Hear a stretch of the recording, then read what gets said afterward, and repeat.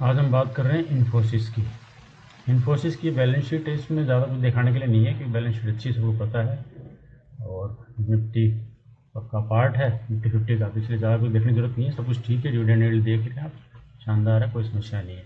तो मैं इसकी बैलेंस शीट पर नहीं जाता हूँ, फिलहाल मैं इसकी बात करता हूँ चार्ट की। तो चार्ट पर आप देखेंगे तो चार्ट पे अभी इसका ये ब्रेकआउट नहीं हुआ है, अभी भी नीचे है। और मैंने पहले इसका एक रेट दी थी कि ये बेस्ट लिक्विडिटी लेवल है जहाँ पे आप इसको बाय कर सकते हैं 1400 से 1325 पे। और ये मैंने करीब 24 मार्च को दिया था। 24 मार्च के बाद में ये नीचे आया भी, अपने लेवल पे आया है। मैं एक बार दिखा देता हूँ आपको पुराना वीडियो। ये वीडियो है 24 मार्च का, ये मैंने वीडियो बनाया था। एक सेकंड के लिए सुन लीजिए इसको। जो लोग इन्फोसिस में हायर ट्रेड पे फंसे हुए हैं और अभी न्यूज़ भी कुछ बहुत अच्छी नहीं आई है ग्लोबल, तो उसके हिसाब से अगर किसी को एवरेजिंग करनी है या इन्वेस्टिंग करनी है तो इस लेवल से पहले तो ये मैंने 1400 और 1325 का लेवल दिया था जब ये 1592 की तरफ चल रहा था। अभी भी ये लगभग उससे थोड़ा नीचे ही है या उसके आसपास ही मान लीजिए। पर उस समय जब बताया था उस समय ये आप सोचिए कि उसके बाद करेक्शन कितना हुआ इसमें। तो ये करेक्शन 1425 का अगर हम लेवल लेके चलते हैं तो करीब 16-17% का करेक्शन हुआ है। यानी अगर आप मेरी बात मानते तो आपको एटलीस्ट ये अगर एवरेजिंग भी करी होगी तो आपको ये नुकसान नहीं होता जो 16% 17% का होना था।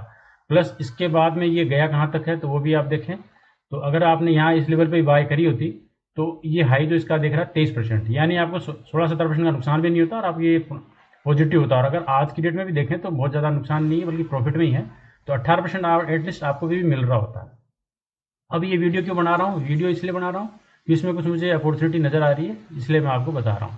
अब चूंकि ये मैंने इसका ब्रेकआउट लेवल बनाया हुआ है जो ऑरेंज कलर में आपको दिख रहा है, तो ये अभी ब्रेकआउट तो हुआ नहीं है। इसने यहाँ से एक ट्राई करी है लेकिन इसको अभी तक क्रॉस नहीं कर पाया है। और अभी हो सकता है कि एक चांस आपको यहाँ मिल जाए कि आप इस लेवल पे 1400 से या 1325 के बीच में या इससे आसपास में कहीं मान लीजिए आप, लगभग मैं अगर एक अंदाज़ा लूँ तो मतलब ये 1480 के आसपास में भी हो सकता है आपको कहीं मिल जाए।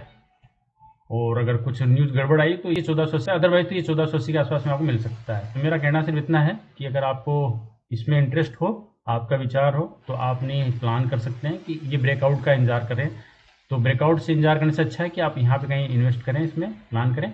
और जब ये ब्रेकआउट के लेवल के पास जाए तब आप या तो एग्जिट करें या फिर ब्रेकआउट होने के बाद अगले लेवल तक के लिए आप इंतजार कर सकते हैं। जैसे आप अगर यहाँ से आप भी लेते हैं तो 11 को एटलीस्ट आपको मिल ही रहा है। तो आप या तो इसके लिए प्लान कर सकते हैं या फिर आप ये अगर यहाँ बाय करके ऊपर वाले लेवल पर जाते हैं तो मेरे हिसाब से इसका जो नेक्स्ट टारगेट आएगा वो मैं आपको बताता हूँ।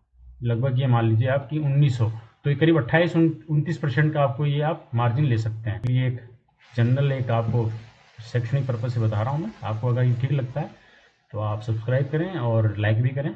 इन्वेस्ट ट्रेडर्स लाइक करके जरूर जाइएगा। Thank you.